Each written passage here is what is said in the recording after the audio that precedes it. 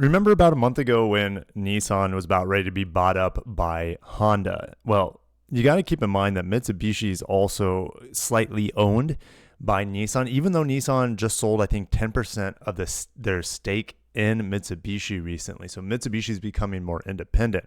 But when the merger talks were going on, Mitsubishi, they didn't want anything to do with it. They were kind of just roped into it by Nissan and Honda, especially Honda. Remember, Honda wanted Mitsubishi possibly even more than Nissan due to their plug-in hybrid technology and their body-on-frame vehicles, right? Nissan has body-on-frame and Nissan has hybrids too, but Honda didn't really seem very interested in Nissan's expertise in electrification. The merger talks could still get rekindled here because the Nissan board is probably going to fire Uchida-san, which who knows what's going to happen with that. If it does, Honda's still in the background on the prowl because this is the guy, Uchida, who said, hey, this is not a takeover. You're not taking over Nissan. He said that to Mibe-san from Honda.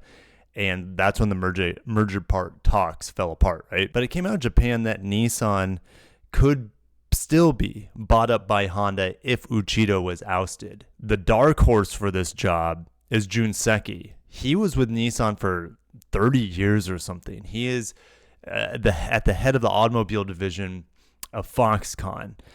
And if that happens, you're going to see Foxconn be a major supplier to Nissan, possibly a new merger or a takeover. Potentially. It's really hard to say. Now, this is a guy that also said, hey, don't unravel these merger talks with Honda, Nissan, Mitsubishi.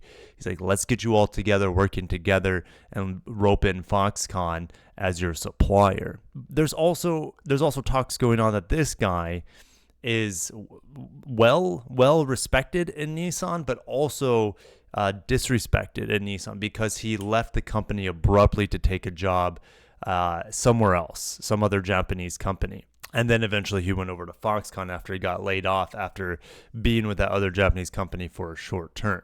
Okay, so this guy he could be Nissan's next CEO, but I don't know. It seems like Nissan wants to hire from within. But you know what Mitsubishi doesn't want? They don't want to be associated with Nissan anymore. Check this out. Mitsubishi's best-selling car shares a platform with the Rogue. Was it the CMF platform? I could be wrong. There's just so many platforms out there. I'll pull it up on my phone. Automotive News is not letting me log in today, so my phone's still logged in. So I'll pull up this news on my phone. The Outlander just got a refresh, especially the plug-in hybrid. Got a bigger battery, more power, 38 miles of electric range. But this breaking news is very interesting. We could see Mitsubishi completely sever their ties with Nissan. The next gen Outlander is set to get away from the Renault Nissan platform. Okay. Now, it doesn't surprise me because Mitsubishi wants to use their plug-in hybrid technology, their next gen plug-in hybrid, should I say, not this refreshed plug-in hybrid that you see on the Outlander. A next gen past that in the new Delica. The new Delica is coming to the United States. I'm freaking excited for it. Plug-in hybrid minivan with true all-wheel drive like capability. How badass is that? That platform has to support not only the Delica but the Outlander. I'm going to put up on the screen for you guys that the teaser image that Mitsubishi showed. There's some vehicles in the back. A big one. The big one maybe could be. I think there's one really big one and a slightly smaller one. The one in the very back could be a redesigned Outlander. The back right, if I remember. I don't have the picture in front of me. But the back right could be the new Outlander on a new platform, and the back left could be a new Montero/Pajero, depending on where you're at in the world. Let's head back to this article at Automotive News about Mitsubishi ditching Nissan for the next gen Outlander. Outlander, again, by far the best-selling model, at least in the United States for Mitsubishi. It accounts for about half of their sales. Nissan sold part of its stake in Mitsubishi to shore up its balance sheet. And in November, Mitsubishi bought back a chunk of Nissan's holdings that amounted to about 10% of outstanding shares. The Outlander was launched in 2001 as an AirTech, and it got redesigned for 2006 and became an Outlander. That vehicle was on the Mitsubishi GS platform, which was not just a Mitsubishi platform, it was also Daimler Chrysler platform. Now in 2021, when it got redesigned again, it switched platform to the Renault Nissan general platform, or you could say the common module, CMF, common module family platform. You got to keep in mind Mitsubishi's only have 3 models. Okay, so this is a huge risk for them. Here's the thing, like the Outlander is like a 3-row Rogue. It doesn't feel that special because it exists essentially with a Nissan badge with 2 rows. Now, they have different powertrains, but they both have CVTs in the non-hybrid, right? The Mitsubishi uses a 2.5-liter naturally aspirated, and I actually have a new Nissan Rogue at home waiting for me to review. I haven't driven the refreshed Rogue, so I'm fairly excited because I like talking about Nissan in the current situation in the market. So I'm excited to review it for you guys. But anyways, that has a 3-cylinder turbo. This vehicle is not going to have that. It never has had that. So, but outside the Outlander, they have the Eclipse Cross. They have the Outlander Sport, which both of those vehicles have been discontinued in other countries. So like Mitsubishi is, especially in the United States and Australia, their product availability is going down. Now in Australia and other places, they have the Triton, real pickup truck, kind of like a Hilux. And then they also have the Delica Mini in Japan as a K car. So they have a lot of other offerings elsewhere. It's just like North America, even though it accounts for a large part of Mitsubishi's sales, even though their sales here are dwindling and have been for years.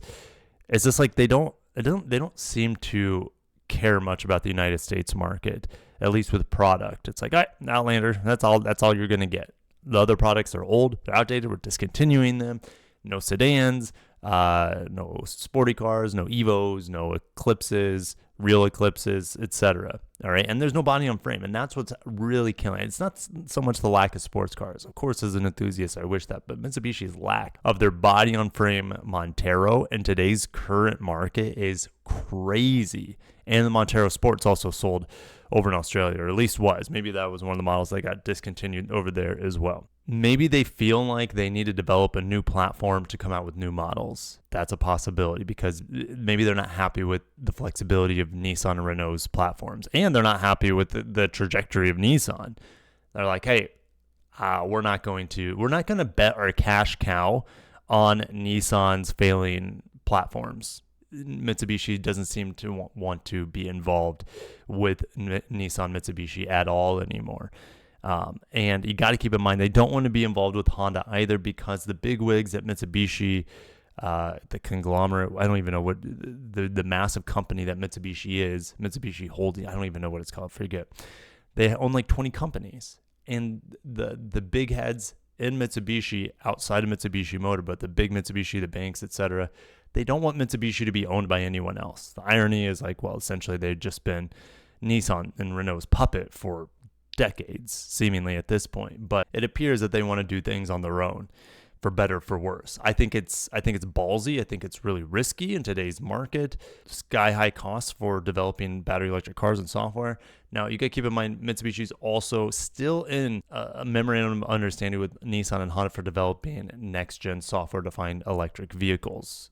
So there could be part sharing there. There could be software sharing there, cost reductions there, but that's probably post 2030 at this point that we would see any products from that joint cost reduction situation go on. Mitsubishi's also delivering a lifted version of the Outlander by early 2027. Guys, that feels like forever from now. Mitsubishi sales are going to keep dwindling by early 2027. It's going to have large tires and a heavy-duty roof rack. Cool. Why can't you make it now? You just refreshed the Outlander. Why are you dilly-dallying? And something that could help the model, I don't think it would save the company by any means. They need a whole product stack to save the company. And large tires on an Outlander, it's not gonna do it. It's better than nothing, but like it's laughable, to be honest. So anyways, I just thought this was interesting. Mitsubishi possibly just saying, hey, screw you, Nissan, screw you, Honda. We're going to do this on our own because, well, we know how to make vehicles. We've been doing it for a long time, and we're just going to make our own platform because we don't like what's going on with Nissan and Renault. All right, so we're gonna move on. We talked about Nissan's CEO Uchida to likely be kicked out soon. Jun Seki potentially taking that CEO role. That would heads would be rolling, I feel like, in Japan. It would be crazy because there's a lot of people within Nissan that don't want that guy back. Let's briefly talk about tariffs before I wrap this up. All right. So tariffs went into effect, what was it, March 4th? Was it March 4th? It would have been 2 days ago. But then Trump immediately gave a 1 month pass to most manufacturers that build in Canada and Mexico and in the United States. All right. So most of it, most of it seems like the reporting going on is bringing light to how complicated the supply chain is. And because the supply chain is so complicated, you have multiple parts that hop borders. And there is some instances like with pistons and connecting rods that they go back and forth not only between the U.S.-Canadian border, then they head down to Mexico too. And then if it's installed in a vehicle in Mexico, then that vehicle, it's chaos, complete chaos from the parts side of things, let alone the vehicle assembly side of things. As much of the negative publicity around this and like the panicking of what could happen, again, I don't know what's going to happen. It could be hell on earth and we could be paying, well, it's not we. I mean, it's really up to you guys if you want to buy a car with tariffs on it. Because all the cars in general will be like $3,000 increase in price, new cars, and then if it's made in Mexico or Canada, it could be up to $7,000 to $10,000 in increased price. Those are just estimate if the tariffs don't get dissolved, which I think that they will to some degree. I think there's going to be, this is just a bargaining chip in my opinion. But what's crazy is that there is some positivity around this. Stellantis is struggling like Nissan. They're struggling. They're bad leadership. But European auto stocks jump on Trump tariff pause. The Stellantis pledges more American cars, right? Trump wants more cars built in America instead of the business going to our neighbors, which I mean, as an American president, you want the interests of your country number one, not your neighbors. I get that's at least his perspective, right? Of course. So shares rebound for Stellantis. What's crazy about Stellantis, 40% of their sales come from Mexico and Canadian production. They make pickup trucks, both in Mexico and Canada. The chairman, which is leading Stellantis right now, because they don't have a CEO because Tavares got ousted, but the chairman met with Trump in January, so he has seemingly a good relationship with him. And they've announced investments in the U.S. facilities. They want to bring more manufacturing into the United States. All right. So I feel like if Trump continues to get commitments like supposedly the Honda situation. Now, I talked to Honda people because I'm actually in San Diego for this Honda / Acura ADX media drive. And I'm not going to say any names, but I talked to some Honda people here and I'm like, well, we didn't know anything about a potential plant going on. There could be something above us, maybe talks in Japan of them producing a plant in Mexico. They're like, we already produced the Civic in Indiana. So we don't really understand where this news is coming from because they're not talking about it on their end. So that's fascinating that Honda doesn't have really any, like they just don't know where this news is coming from, that a plant is getting pulled from Mexico, brought into the United States for the next gen Civic. Doesn't mean it's not true, but it would have to be above Honda North America. It would have to be Honda corporate from Japan talking directly with Trump, which is a possibility. It's a huge possibility, right? Huge possibility. But it's just interesting that Honda North America did not know anything about this plant being made in Mexico, and two, that if you don't know about that plant there, then how are you going to know about the plant being relocated in Indiana? Now, what's interesting is that Indiana already produces the Civic hatchback. Are they going to build a new plant there? That's what Trump's saying. Who knows? It's very fascinating and it's very cloudy.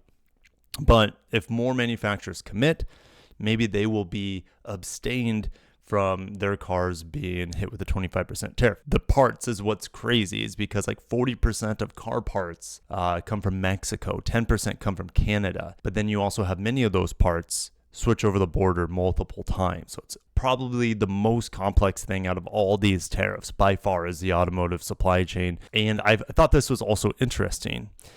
Sean Fain, I don't know, the leader of the UAW, United Auto Workers Union. They traditionally have always, at least in my lifetime, have always been blue. They've always like he endorsed Kamala, right? So what's crazy is he's like, wait, Trump's actually trying to bring more auto worker jobs into America. You got to realize that UAW, all they want to do is to grow their union. They're a business. They want to grow the union, gain more members. And this guy, Sean Fain, pretty complicated individual. Now that Trump's kind of sharing a similar mindset, bring American jobs back to, or bring jobs back to America, build more cars in America, UAW is backing and like is impressed and happy with Trump's aggressive tariffs.